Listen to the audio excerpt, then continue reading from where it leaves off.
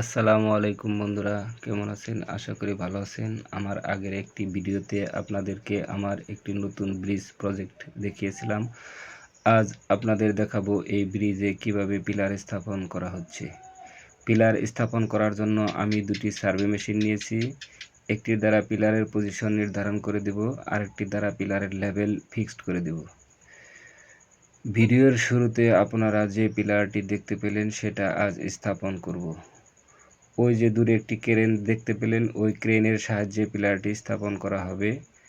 আমি ওয়াকি-টকির সাহায্যে আমার শ্রমিকদেরকে বলে দিচ্ছি পিলারের পজিশন কোথায়, এবং মাঝে মধ্যে হাত দিয়ে ওদের ইশারা করছি পিলারের পজিশন কোন দিকে। ওরা সে মোতাবেক পিলারের পজিশনে নেওয়ার চেষ্টা করছে। পিলার পজিশন মতো যাইতে কিছুটা সময় লেগে যায়।